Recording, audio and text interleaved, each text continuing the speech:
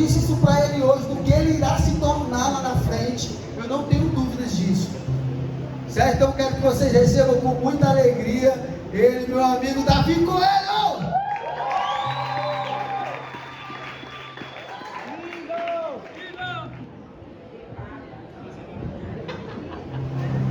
Abençoa o Davi nessa noite, vai.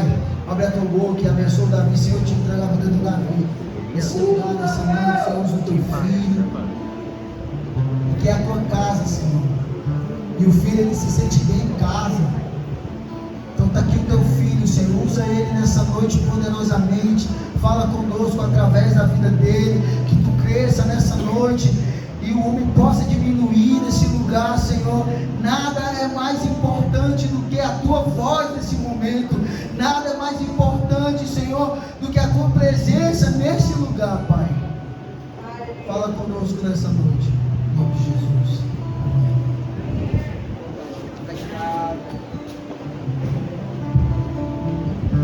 Meu Deus, muito feliz, né?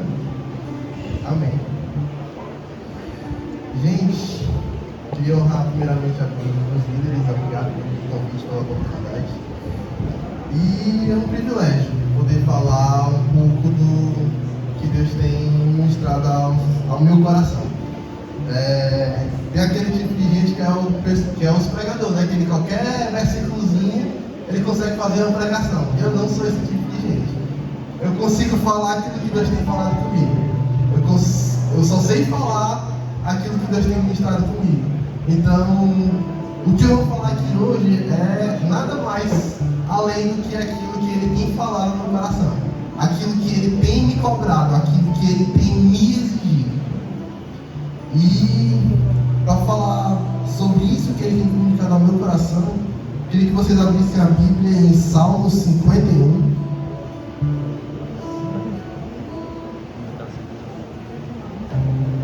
Salmo de confissão e arrependimento de Davi.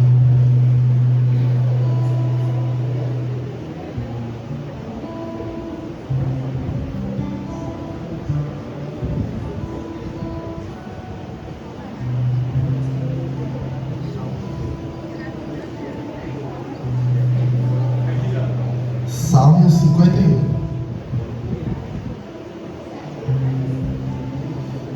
Começar.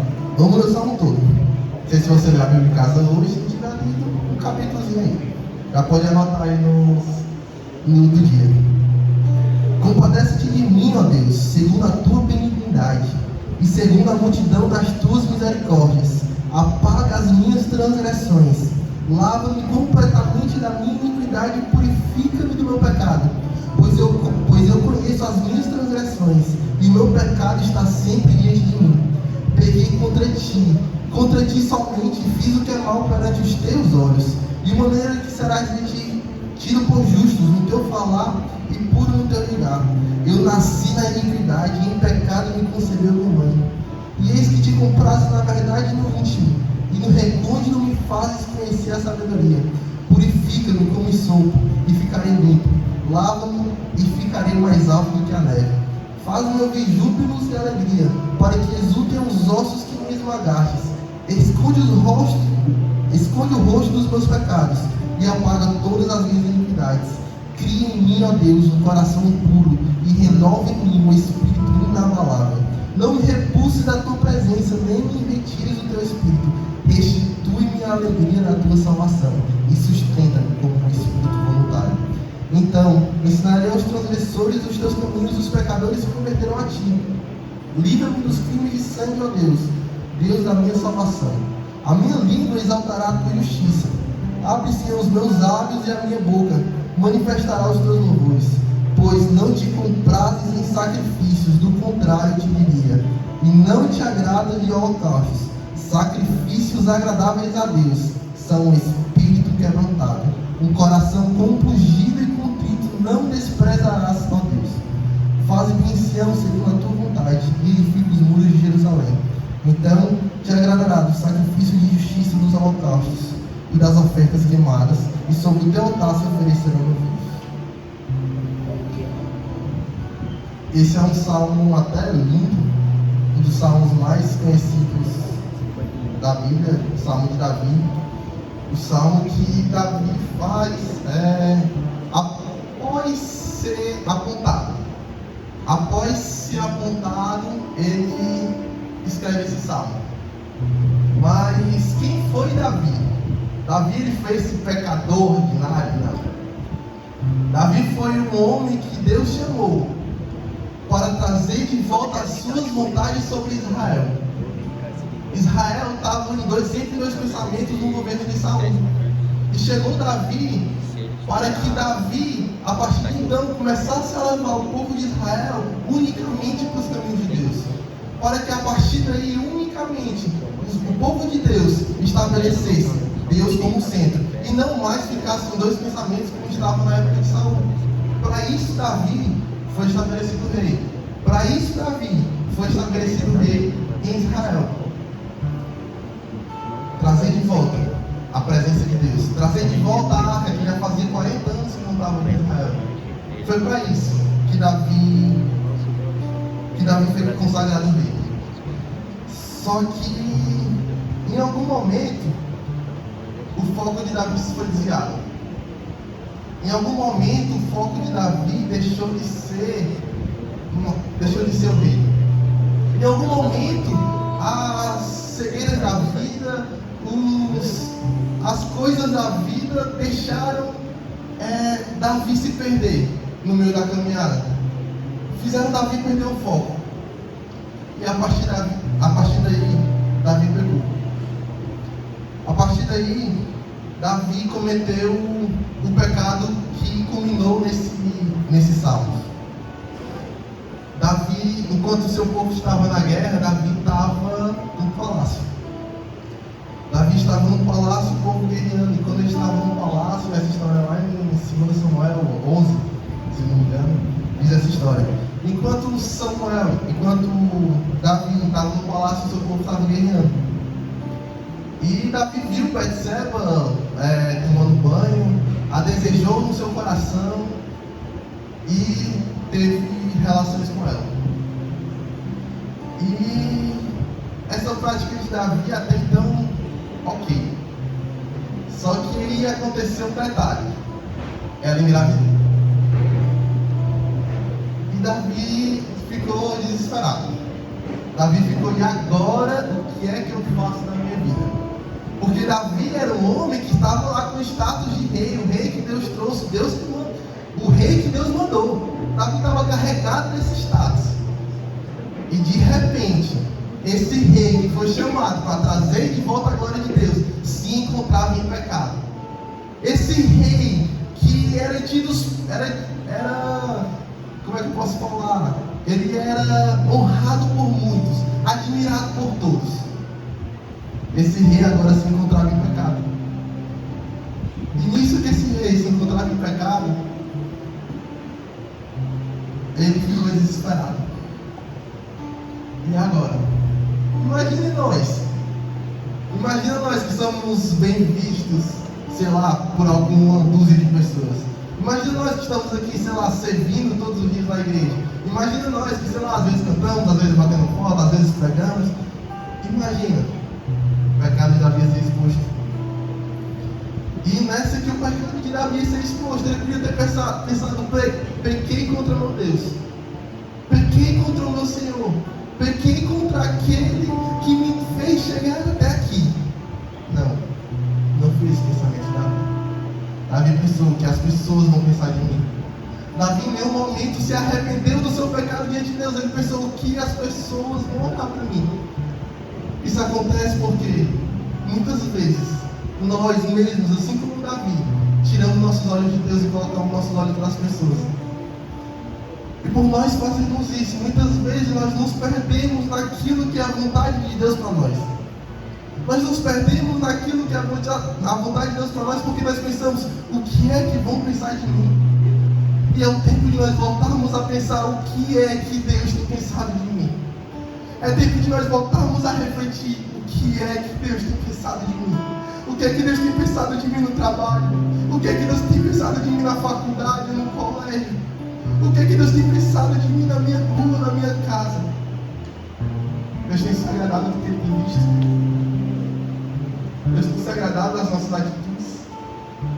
Deus tem se agradado do exemplo que nós estamos dando. E aconteceu que, depois de Davi ter descoberto que ela ia falar para ele que estava grávida, Davi chamou o marido dela que estava na guerra, trouxe ele e falou: ei, cara, tu é o melhor dos soldados, tira umas férias aí na tua casa, fica na tua casa de boa, deita com a tua mulher. E infelizmente, sei lá, o cara disse: não, eu não posso ficar em casa enquanto os meus companheiros estão na guerra. E Davi ficou falando: meu Deus, e agora? E agora o que é que vai acontecer? Se ele não deitar com a mulher, ele vai saber que foi eu, acabou o meu status. E ele não deitou, ele não foi para casa, mas aí ele deu uma outra maneira. Ele mandou Joabe, que era o general, mandar Uzias ficar na frente da guerra e matou Uzias. Premeditou a morte de Uzias. E até aí estava tudo bem. Davi pegou. Ninguém mais vai saber do pecado de Davi. Davi cometeu um pecado. Davi conseguiu limpar o tapete. Tudo bem, aconteceu. Acabou a história na cabeça de Davi. Só que não acabou a história. Só que não acabou a história porque ele conseguiu esconder sim o pecado dele de uma dúzia de pessoas, ou de milhares de pessoas.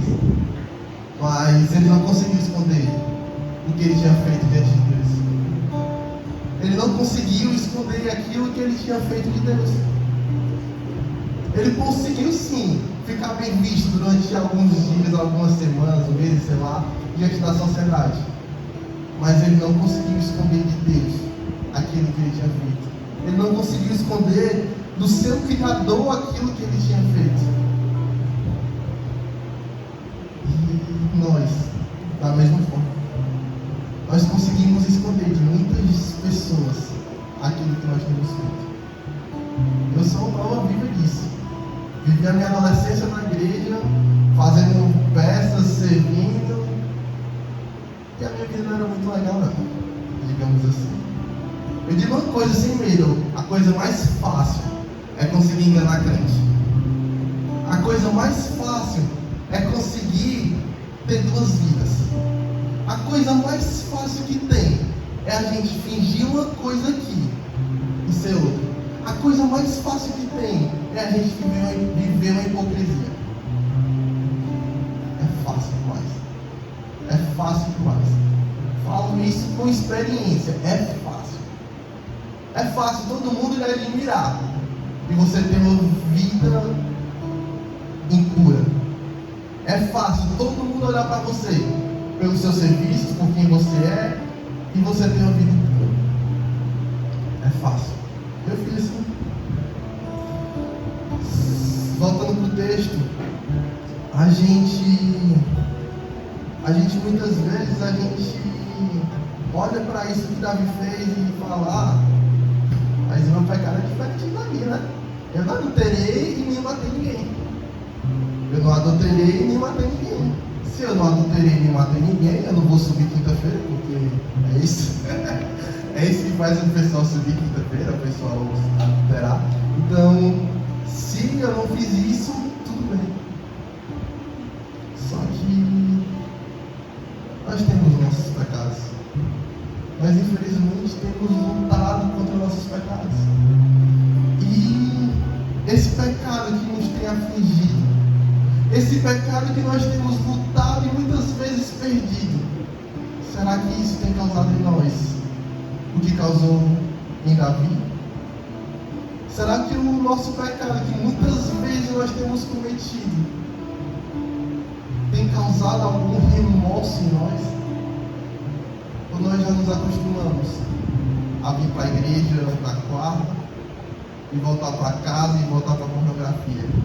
Vir para a igreja na quarta e voltar para a homossexualidade? ir para a igreja na quarta e voltar para a inveja, ir para a igreja na quarta e voltar para as velhas práticas. Será que nós não temos nos acostumado com isso? Será que nós não temos vivido isso e está tudo bem? Será que em algum momento, assim como Davi, a gente não perdeu o foco? Será que em algum momento, assim como Davi, a gente não perdeu o foco em vez de dizer, eu vou fazer igual diz Apocalipse, vou voltar de onde caíste e praticar as primeiras obras? Será que em vez de a gente fazer isso, a gente não só tem se acostumado a viver essa vida de rotina? A gente não só tem nos acostumado a viver a nossa vida de rotina e ficar sem arrependimento?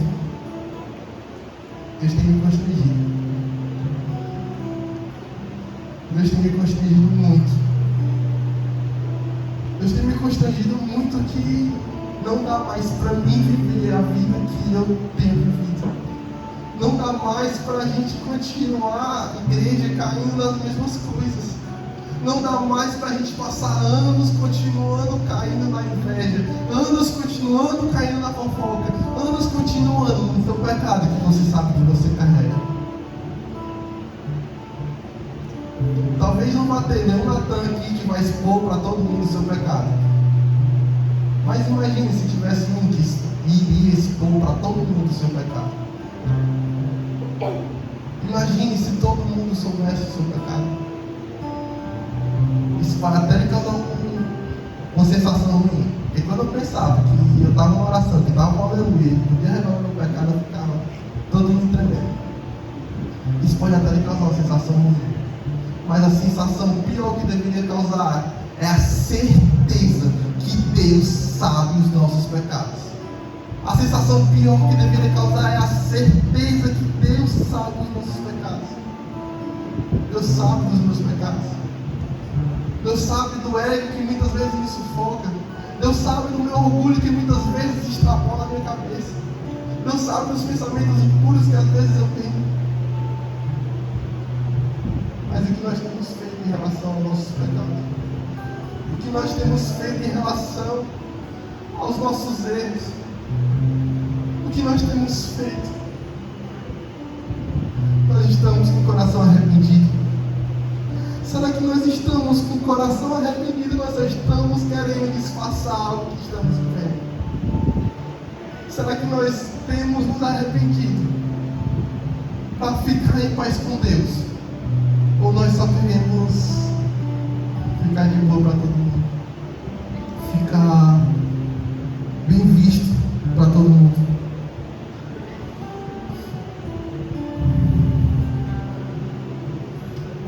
Eu creio que Deus tem me chamado, igreja, ao arrependimento.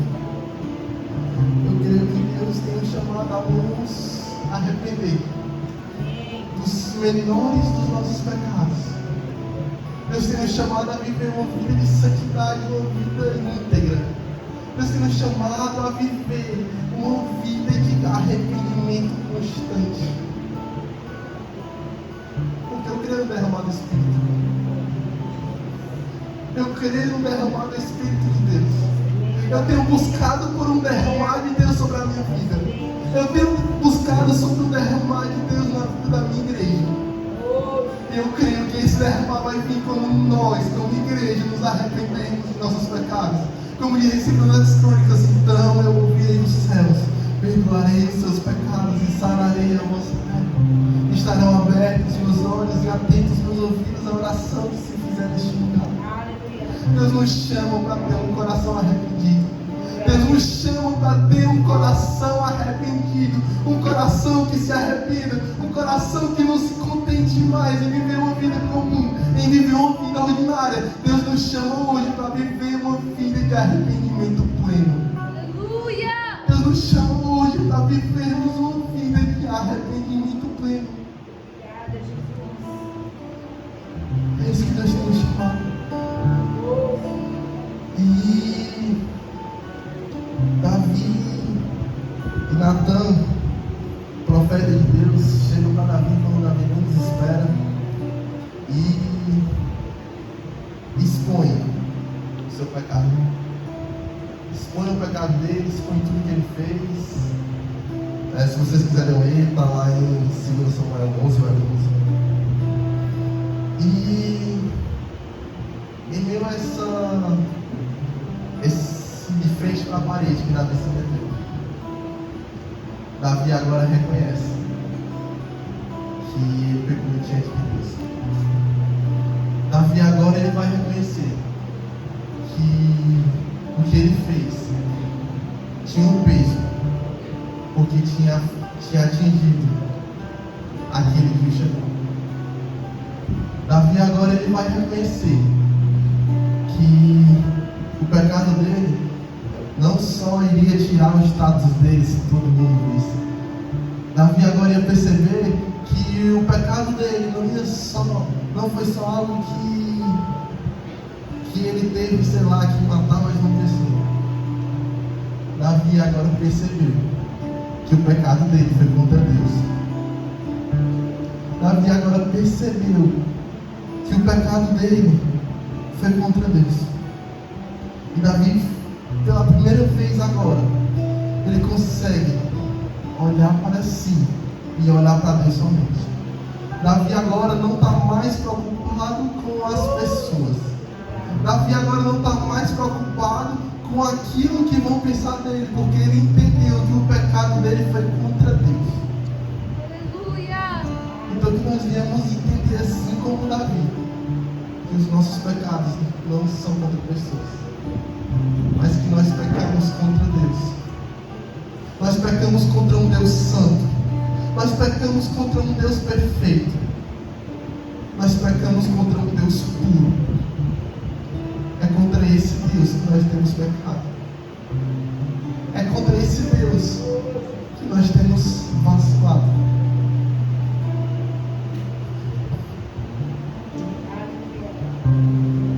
E Davi agora vai reconhecer os pecados dele.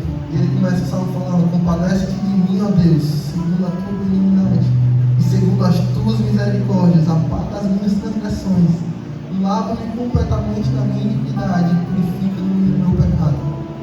Eu conheço as minhas transgressões e o meu pecado está sempre diante de ti. Pequei contra ti somente e fiz o que era mal perante os teus olhos, de maneira que serás tido por justo no teu falar e justo no teu julgar, e puro no teu julgar.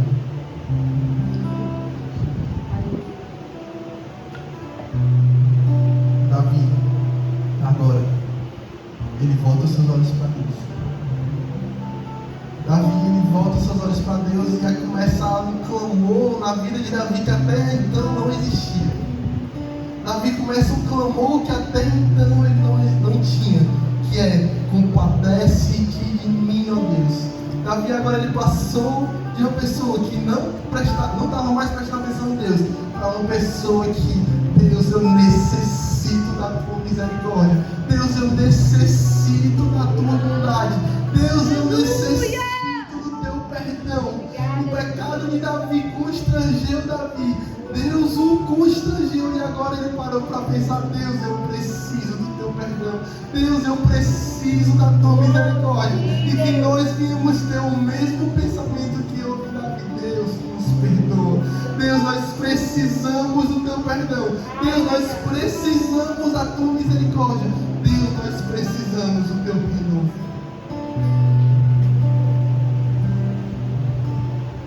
E Davi fala, continua falando: eu nasci na iniquidade, e em pecado me concebeu minha mãe. Com isso, Davi encontraria o que então diria Locke, né, que nós somos uma folha em branco, e a partir daí a sociedade corrompe, e a partir daí começa a escrever a nossa história. Davi, ele olha para dentro de si e fala: o pecado habita dentro de mim. Davi agora olha para dentro de si e consegue ver que o pecado dele não foi porque a tentação veio.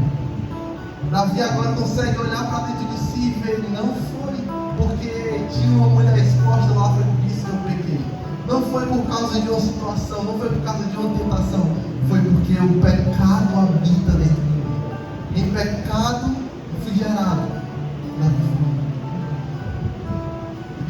precisamos ter essa certeza que dentro de nós existe um pecado que nós temos que lutar contra ele. Que dentro de nós existe um pecado, existe um mal e nós temos que lutar contra ele. Nós não podemos agir como se tivesse tudo bem, não. Deus não nos chamou para isso, Deus nos chamou para declarar guerra ao pecado. Deus nos chamou para declarar guerra contra todo tipo de pecado. Foi para isso que Deus nos chamou, porque não existe comunhão entre as luzes e as trevas. Não existe essa comunhão entre a luz e as trevas. Não existe. O que pode existir é você parecer que está tudo bem, mas dentro do seu coração não tem como existir comunhão da luz com as trevas. O que existe muitas vezes é o nosso coração entregue às trevas e nós pensamos que está tudo bem. O que existe muitas vezes é o nosso coração entregue aos pecados e nós pensamos que está tudo bem. Nós pensamos que está tudo tranquilo. Quando Deus nos chama a um verdadeiro arrependimento. Quando Deus nos chama a um verdadeiro arrependimento. E ele continua no Salmo, falando, pois não te comprases em sacrifícios, do contrário eu te daria, e não te agrada de holocaustos. Sacrifícios agradáveis a Deus são o espírito quebrantado, um coração compungido e contrito não desprezarás a Deus. Com isso aqui, Davi, ele já teve uma pequena experiência do que é a graça, de que Deus não se agrada mais de sacrifício. Porque Davi fala, Deus, se tu se agradar de sacrifício, eu tenho, sei lá, 1 milhão de cabeças de carneiros aqui, então eu vou sacrificar 3 e está tudo bem. Só que Davi entendeu que Deus não se agradava de sacrifício. Davi entendeu que o que movia o coração de Deus era um coração contrito e quebrantado. Eu não sei qual é a sua oração que você faz todos os dias, mas se eu puder te dar um conselho, eu te dou peça a Deus um coração contrito e quebrantado. Peça a Deus um coração contrito e quebrantado, porque esse Deus não rejeita. Esse coração contrito e quebrantado Deus não rejeita. E é o que eu tenho pedido dia e noite para Deus. Deus me dá esse coração contrito e quebrantado. E que isso venha estar envolvido em nossas preces. Que em nossas orações de arrependimento, em nossas orações de quaisquer que seja, isso venha estar envolvido. Deus nos dê um coração contrito e quebrantado. Deus nos dê um coração contrito e quebrantado. Para que eu possa olhar para o pecado, eu possa olhar para dentro de mim, eu possa olhar para os meus atos e chorar. Eu possa olhar para dentro de mim, olhar para as minhas impurezas, olhar para tudo aquilo de ruim que eu sou e não ficar bem com isso. Pelo contrário, perceber o quanto esses pecados me levam para longe do meu Pai, o quanto esses pecados me levam para longe de Deus, e não conseguir viver essa vida, não conseguir viver essa vida longe de Deus. Deus não nos chamou para viver uma vida longe de Deus. Deus nos criou desde o Éden para ter relacionamento dia e noite, e o pecado dia e noite vem tentar nos afastar desse relacionamento para o qual Deus nos criou. Dia e noite o inimigo, com todas as forças, ele quer nos tirar do propósito pelo qual Deus nos chamou. Propósito de filhos libertos do pecado. Para isso Deus nos chamou. E nós muitas vezes queremos insistir e vivermos aprisionados aos nossos pecados. Muitas vezes nós queremos insistir em viver aprisionados aos nossos pecados.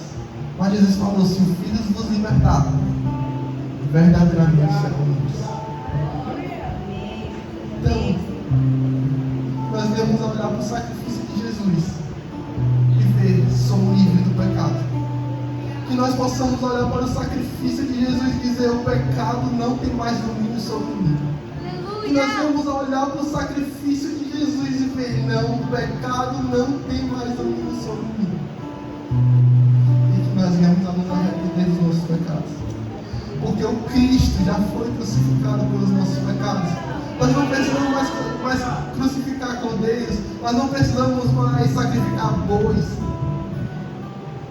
Cristo já sacrificou por nós. Porque foi subindo como um renovo perante ele, como raiz de uma terra seca. Não tinha aparência nem formosura. Olhamos, mas nenhuma beleza havia que nos agradasse.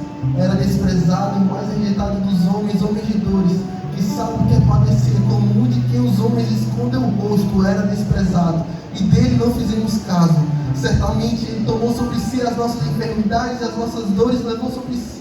E nós o reputávamos por aflito, ferido de Deus e oprimido. Mas ele foi transpassado pelas nossas transgressões e moído pelas nossas iniquidades. O castigo que nos traz a paz estava sobre ele, e por suas pisaduras fomos sarados. Todos nós andávamos desgarrados como ovelha, cada um se desviava pelo caminho, mas o Senhor fez cair a iniquidade sobre ele de nós todos. Ele foi oprimido e humilhado, mas não abriu a boca. Como cordeiro foi levado ao matador, e como ovelha muda perante seus tosqueadores, ele não abriu a boca. Por juízo opressor foi arrebatado de sua linhagem. Quem dela cogitou? Porquanto foi cortado da terra dos viventes, por causa da transgressão do seu povo. Foi ele ferido. Designaram-lhe a sua sepultura com os perversos, mas com horrível esteve na sua morte. Posto que nos nunca fez injustiça, nem dou alguma chance ao mundo. Todavia, o Senhor agradou fazer moê-lo, fazendo enfermar. Quando der a ele a sua alma, como por oferta dos seus pecados, verá a sua posteridade, prolongará os seus dias, e a vontade do Senhor prosperará nas suas mãos. Ele verá o fruto do penoso trabalho da sua alma e ficará satisfeito. O servo justo, com o seu conhecimento, justificará muito, porque as iniquidades dele levará a solução. Obrigada, Jesus. O mestre, essa pessoa que nós adoramos e amamos, foi crucificada pelos nossos pecados. Aleluia. Essa pessoa que nós amamos, que nós dizemos e cantamos dia e noite canções sobre ele, foi crucificado pelos nossos pecados, para que nós verdadeiramente fôssemos livres de todas as cadeias do pecado. Na Bíblia diz que ele verá o fruto do seu trabalho e se alegrará. Se ele olhar para nós, ele será contente.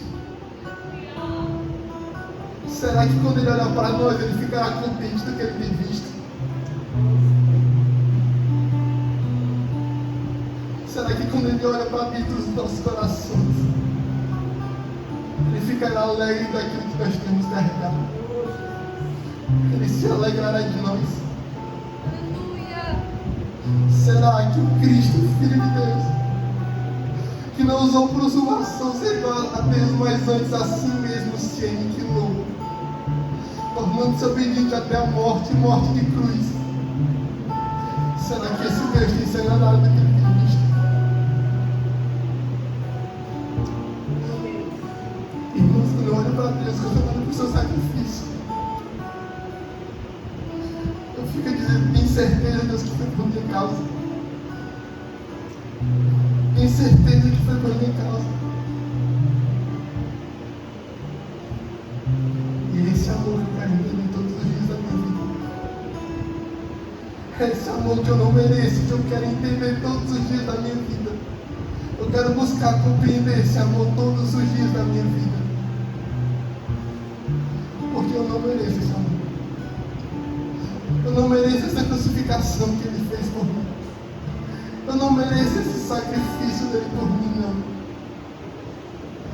Mas se foi esse sacrifício que me fez estar aqui hoje, se foi esse sacrifício que me permitiu estar aqui hoje, é por ele que eu quero viver todos os dias da minha vida. É por ele que eu quero viver todos os dias da minha vida. Não mais para viver as minhas vontades, mas para viver as vontades dele. Não mais para andar segundo os meus próprios desejos e segundo as minhas próprias vontades, mas para viver as vontades dele.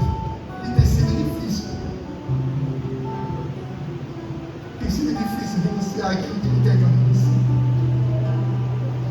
Tem sido difícil abrir mão dos meus desejos.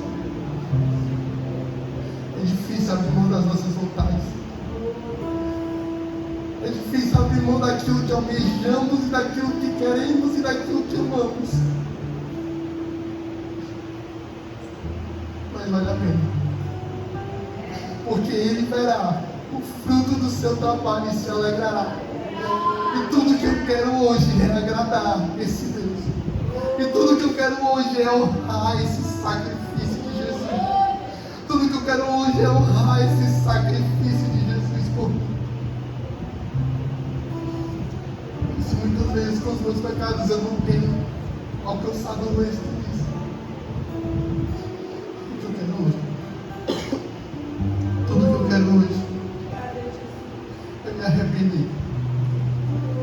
Tudo que eu quero hoje é me arrepender da minha carne. Tudo que eu quero hoje é me arrepender de quem eu sou, para viver os propósitos dele. Porque não tem como ver a glória dele, não tem como ver a face dele se abrir mão de algumas coisas. Mesmo que isso me custe tudo, é o que eu quero. É o que nós devemos querer. É o que nós devemos querer.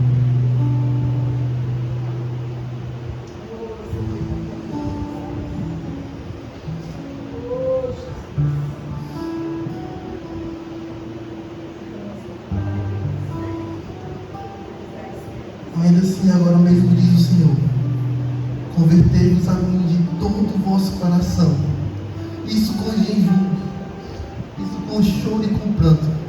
Rasgai o vosso coração e não as vossas vestes, e convertei-vos ao Senhor, vosso Deus, porque Ele é misericordioso e compassivo, e tardio em irar, e grande em benignidade, e se arrepende do mal. Nós viemos a converter os nossos corações. Que nós, essa noite, venhamos a converter os nossos corações e clamar por um arrependimento, para que assim aí Ele venha cumprir o que Ele falou versículos depois em Joel. E acontecerá que derramarei do meu Espírito sobre toda a carne. Os vossos filhos e vossas filhas profetizarão, e os vossos velhos sonharão, e os vossos jovens terão visões. Irmãos, eu creio no derramar do Espírito. Irmãos, eu creio no derramar do Espírito de Deus. Eu creio que o que Deus tem para fazer em nós é algo grandioso. Eu creio que o que Deus tem para fazer nessa geração de jovens e adolescentes não está escrito na história. Eu creio que Deus vai derramar sobre nós o que Ele nunca derramou. Eu creio que Ele vai derramar sobre nós o que Ele nunca derramou, o que o homem não viu e nem ouvido ouviu. Está escrito para aqueles que o adoram. Está escrito para aqueles que renunciam. Está escrito para aqueles que se arrependem. É isso que Deus tem. E eu vou buscar. Eu vou buscar esse Espírito. Eu vou buscar esse derramar. Eu vou buscar esse derramar de Deus, porque eu necessito ser cheio de Deus. Minha alma necessita ser avivada. As nossas almas necessitam de um avivamento. Não se engane. Avivamento é uma questão de necessidade. Nossas almas necessitam de um derramar do Espírito. Ele vai vir quando nós olharmos para nós mesmos e com o coração contrito e quebrantado nos arrependemos. O Espírito Santo não vai vir em um derramar onde vai estar as estrelas do mundo gospel. O Espírito Santo, o derramar de Deus não vai vir em meio às grandes multidões. Deus nunca conta com as maiorias. Deus nunca vai contar com as maiorias, porque não é a maioria.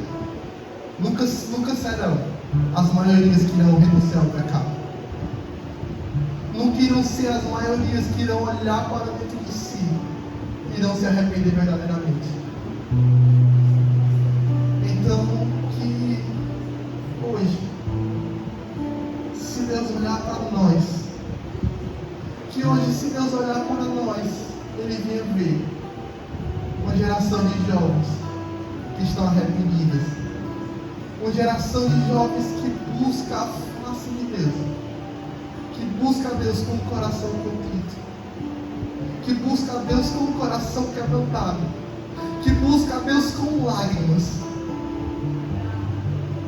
Que Deus possa ver isso em nós.